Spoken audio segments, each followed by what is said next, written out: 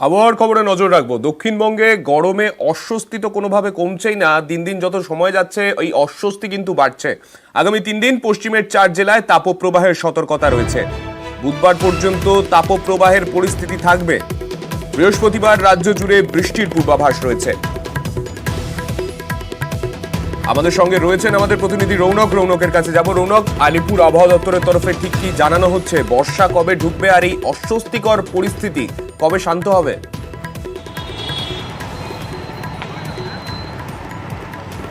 দেখো, একদিকে যেমন উত্তরবঙ্গে আজকে বৃষ্টিপাতের সম্ভাবনা রয়েছে, ভারী থেকে অতি ভারী বৃষ্টিপাতের সম্ভাবনা রয়েছে উত্তরবঙ্গে, কিন্তু ঠিক উল্টো চিত্র দেখা যাচ্ছে দক্ষিণবঙ্গের ক্ষেত্রে। দক্ষিণবঙ্গে কিন্তু তাপপ্রবাহের সম্ভাবনা রয়েছে 4 জেলা এবং পশ্চিমের যেমন বর্ধমান, বাঁকুড়ায় 42 থেকে 44 ডিগ্রি সেলসিয়াস আশেপাশে চলে যেতে পারে সর্বোচ্চ তাপমাত্রা। এবং যেটা জানা যাচ্ছে যে এই যে তাপপ্রবাহ, সেই তাপপ্রবাহের পরিস্থিতি তৈরি হচ্ছে পশ্চিমের জেলায়। শুষ্ক আবহাওয়া থাকবে আগামী 3 দিন এবং শহর কলকাতার তাপমাত্রা 40 ডিগ্রি ছুঁইছেই। অর্থাৎ একদিকে যেমন উত্তরবঙ্গে বৃষ্টিপাত, ঠিক উল্টো দিকে দক্ষিণবঙ্গে কিন্তু তাপপ্রবাহের পরিস্থিতি তৈরি হচ্ছে এবং উত্তর পশ্চিমের উষ্ণ বায়ু প্রবেশ করছে গোটা বঙ্গ জুড়ে। এর জেরেই কিন্তু এই যে গরমের তীব্রতা তা বৃদ্ধি পাচ্ছে এবং সকাল হতেই দক্ষিণবঙ্গের বেশ কিছু জেলায় আর্দ্রতাজনিত অস্বস্তি এবং জলীয় বাষ্প থাকার কারণে যে অস্বস্তি অনুভব করা যাচ্ছে। আগামী বুধবার পর্যন্ত ঠিক এরকমই পরিস্থিতি থাকবে। বৃহস্পতিবার হালকা থেকে মাঝারি বৃষ্টিপাতের সম্ভাবনা থাকছে। এছাড়া কিন্তু দক্ষিণবঙ্গের ক্ষেত্রে ইতিমধ্যে বৃষ্টিপাতের কোনো রকম সম্ভাবনা নেই এবং তাপমাত্রার পারদ কিন্তু টেক্কা দিয়ে বৃদ্ধি পাবে এবং আর্দ্রতাজনিত অস্বস্তি বেলা বাড়ার সঙ্গে সঙ্গে আরও কিন্তু বেশিভাবে অনুভব করা যাবে। আগামী দুদিন এই তোমার থেকে জানতে চাইবো, আমি একটু পার্টিকুলারলি জায়গা হিসেবেই জিজ্ঞেস করছি। শহর কলকাতার ক্ষেত্রে আগামী কদিন বা আজ থেকে কিরকম আবহাওয়া থাকবে? কেননা গতকালও আমরা দেখেছি প্রচন্ড এই বাতাসে আপেক্ষিক আর্দ্রতা বেশি থাকার কারণে অস্বস্তিকর গরম কলকাতাতে মারাত্মক ছিল। সেই পরিস্থিতিটা কিরকম থাকবে?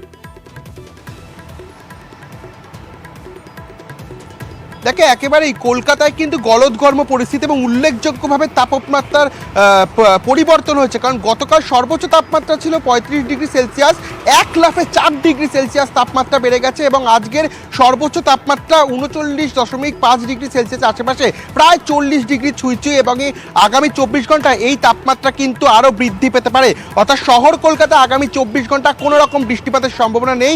বুধবার হালকা বৃষ্টিপাতের একটা সম্ভাবনা রয়েছে। এর আগে কিন্তু এই যে শহর কলকাতার তাপমাত্রা তাও বৃদ্ধি পাবে এবং ঠিক একই কারণে উত্তর পশ্চিম উষ্ণ বায়ুর ক্ষেত্রে আর্দ্রতাজনিত অস্বস্তি তা বেশ ভালোভাবে অনুভব করা যাবে এবং বৃষ্টিপাত না থাকার কারণে কিন্তু বেলা বাড়ার সঙ্গে সঙ্গে যে গলদঘর্ম পরিস্থিতি, সেই পরিস্থিতির কারণে কার্যত নাজেহাল পরিস্থিতি তৈরি হবে শহর কলকাতা জুড়ে। পাশাপাশি যেমনটা রৌনক বলছিল, গরমে নাজেহাল অবস্থা পশ্চিমের জেলাগুলোরও। গত 24 ঘন্টায় বাঁকুড়ার সর্বোচ্চ তাপমাত্রা 42 ডিগ্রিরও বেশি। সকাল থেকেই তীব্র গরমে নাজেহাল বাঁকুড়া। বাতাসে আপেক্ষিক আর্দ্রতা বেশি থাকায় বাড়ছে অস্বস্তিও। পশ্চিমের সমস্ত জেলার ছবি পুরুলিয়াতে, সেখানেও কিন্তু প্রচন্ড গরম তাপপ্রবাহের পরিস্থিতি রয়েছে পুরুলিয়াতেও।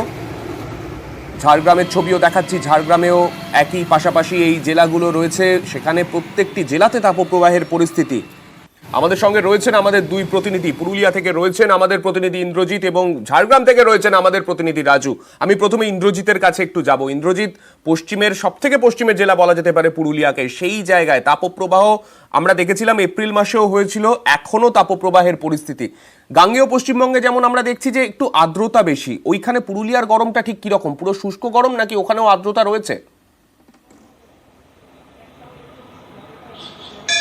দেখো সান্নিক, আর্দ্রতা রয়েছে এবং এই কারণে অস্বস্তি বেড়েছে এবং তীব্র গরমের সাথে সাথে একেবারে অস্বস্তিকর গরম যেটাকে বলে, সেটাই পুরুলিয়ার। সাধারণত এই ধরনের গরম শুষ্ক গরম হয় পুরুলিয়ার ক্ষেত্রে, সেক্ষেত্রে এই ক্ষেত্রে একেবারেই অস্বস্তিকর গরম এবং প্রচণ্ড ঘাম হচ্ছে। একটু বেলা বাড়লেই রাস্তায় বেরোনো মুশকিল, কার্যত আগুন ঝরছে এবং আজকে সর্বোচ্চ তাপমাত্রা 42.4 ডিগ্রি। ফলে দিনে দিনে তাপমাত্রা যেভাবে বাড়ছে তাতে বৃষ্টি না হলে সাধারণ মানুষের এই পরিস্থিতি থেকে মুক্তি নেই এবং জেলার বাসিন্দারা চাইছে একটা বৃষ্টি হোক, বৃষ্টি এলেই স্বস্তি মিলবে। তার কারণ যেভাবে গত কয়েকদিন ধরে তাপমাত্রা বাড়ছে এবং অস্বস্তিকর গরম, অসুস্থ হয়ে পড়ছে বাইরে বেরোলে।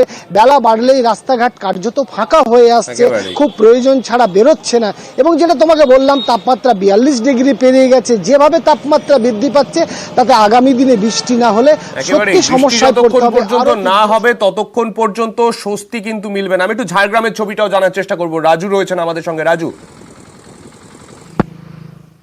দেখো, প্রথমেই বলবো যে বাতাসের মধ্যে আর্দ্রতা রয়েছে এবং যার কারণেই প্রচন্ড ভাবে ভ্যাপসা গরম। কারণ যেখানে তাপমাত্রা আজ প্রায় 43 ডিগ্রি রয়েছে, সেক্ষেত্রে সকাল থেকে চারি ফাটা রোদ রয়েছে এবং সেই রোদ্দুর সাথে বাতাসের মধ্যে যেভাবে আর্দ্রতা রয়েছে সে কারণে লু বইছে বাতাসে। আর রাস্তার মধ্যে যে সমস্ত মানুষজন বেরোচ্ছেন তারা মাথায় ছাতা কিংবা মুখে কাপড় বেঁধেই বেরোচ্ছেন, কারণ সকাল থেকে যেভাবে এই গরমে জেরবার হয়ে পড়েছে জেলার মানুষজন, ঠিক তেমনই গত দুদিন ধরে দেখা হয় তাপমাত্রা যেভাবে বৃদ্ধি পাচ্ছে এবং গতকাল মানে আগামীকাল আরো তাপমাত্রা বৃদ্ধি পেতে পারে, প্রায় 44 থেকে 45 ডিগ্রি তাপমাত্রা যাবে এমনটাই জানা যাচ্ছে। আজকের যে তাপমাত্রা তা হয়তো দুপুরের পর আরো ঊর্ধ্বমুখী হবে, কারণ বিকেল 5টা পর্যন্ত প্রায় 41 ডিগ্রি তাপমাত্রা থাকবে এমনটাই জানা যাচ্ছে হাওয়া অফিস সূত্রে। কারণ সকাল থেকে যেভাবে গরমে জেরবার এবং দুপুরের পর থেকে যত বেলা বাড়বে তত তাপমাত্রা বাড়বে এবং দুপুরের পর থেকে বিকেল 6টা পর্যন্ত বাড়ির বাইরে বেরোতে না বলছেন চিকিৎসকেরা। কারণ যেভাবে এই তাপমাত্রা বৃদ্ধি পেয়েছে গতবারের যে তাপমাত্রা তার থেকে এবারে যে তাপমাত্রা বৃদ্ধি পাওয়া এবং যে ভ্যাপসাটে গরম, এতে শারীরিক অনেকটাই অসুস্থতা হতে পারে এমনটাই জানাচ্ছেন চিকিৎসকেরা। অন্যান্য সময় আমাদের মনে আছে এপ্রিলের সময় যখন গরম ছিল সেই গরম কিন্তু অনেকটা শুকনো গরম ছিল এবং সেই তাপপ্রবাহের পরিস্থিতির পরে এবার আর্দ্রতাজনিত অস্বস্তি কিন্তু পশ্চিমের জেলাগুলোতেও রয়েছে। পুরুলিয়া, ঝাড়গ্রাম, বাঁকুড়া প্রত্যেক জেলাতেই কিন্তু একই রকম ছবি।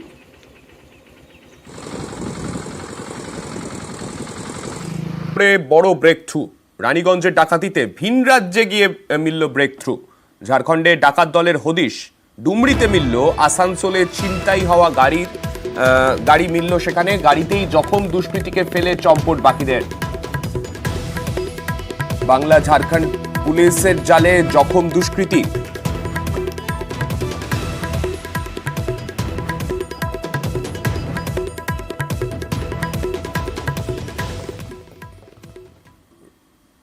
রানীগঞ্জে রোমহর্ষক ছবি, সোনার দোকানে দুর্ধর্ষ ডাকাতি, 9mm কার্বাইন নিয়ে ডাকাত দলের হামলা, তারপর পুলিশের সঙ্গে গুলির লড়াই। সিসি ক্যামেরায় ধরা পড়ল সেই রুদ্ধশ্বাস ঘটনার ছবি।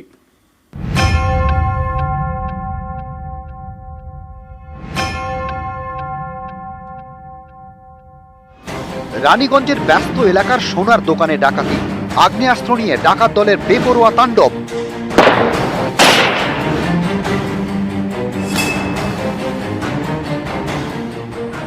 নামি সোনার দোকানে ডাকাতি, তাই নেওয়া হয়েছিল আগাম প্রস্তুতি। মুখ ঢাকতে মাথায় হেলমেট, শুরুতেই সোনার দোকানের নিরাপত্তা রক্ষীদের উপর হামলা, মারধর, ছিনিয়ে নেওয়া হয় নিরাপত্তা রক্ষীর আগ্নেয়াস্ত্র। দুষ্কৃতীরা এতটাই বেপরোয়া ছিল যে 9mm কার্বাইন নিয়ে ডাকাতি করতে আসে। ধাপে ধাপে সোনার দোকানে ঢোকে 7 ডাকাত, ব্যাগ থেকে বের হয় আগ্নেয়াস্ত্র, 9mm কার্বাইন।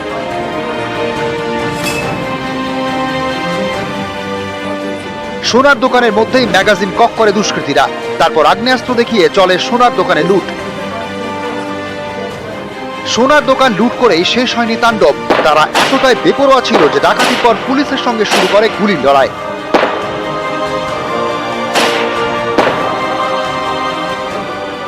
একদিকে সোনার দোকান লুট হচ্ছে, বাইরে তখন নজরদারি চালাচ্ছে এক দুষ্কৃতী। নামে সোনার দোকানে দুষ্কৃতী হামলার খবর পেয়ে পৌঁছয় পুলিশ। সাদা পোশাকের পুলিশ দেখে বিপদ বুঝতে পারে বাইরে নজরদারির দায়িত্বে থাকা এক দুষ্কৃতী, অর্থাৎ এলাকার পুলিশদের সম্পর্কেও তাদের কাছে তথ্য ছিল। সোনার দোকানের ঠিক বাইরে পুলিশ পৌঁছতেই শুরু হয় গুলির লড়াই। এলোপাথারি গুলি ছুটতে শুরু করে দুষ্কৃতীরা, পুলিশের পাল্টা জবাবে গুলিবিদ্ধ হয় এক দুষ্কৃতী। এরপরে আর বেশি ঝুঁকি নেয়নি ডাকাত দল, 2টি বাইকে চড়ে চম্পট দেয় 7 দুষ্কৃতী। রানীগঞ্জের ডাকাতিতে বিহার যোগ স্পষ্ট, হেলমেটে মুখ ঢাকা থাকলেও হাতের অস্ত্রে মিলল লিঙ্ক। দুষ্কৃতীদের হাতে মুঙ্গেরে তৈরি 9mm কার্বাইন। আগেও এ রাজ্যে বহু অপরাধে ব্যবহার করা হয়েছে এই আগ্নেয়াস্ত্র। গত বছর এপ্রিলে শক্তিগড়ে কয়লা মাফিয়া রাজু ঝা খুনে 9mm কার্বাইন ব্যবহার করা হয়। সেই ঘটনায় বিহারের বাসিন্দা এক শার্প শুটারকে গ্রেপ্তার করে পুলিশ। 2020 সালে অক্টোবরে টিটাগড়ে বিজেপি নেতা মনীষ শুক্লাকে গুলি করে খুন করা হয়। সেই খুনেও 9mm কার্বাইন ব্যবহার করা হয়। নিউজ 18 বাংলা।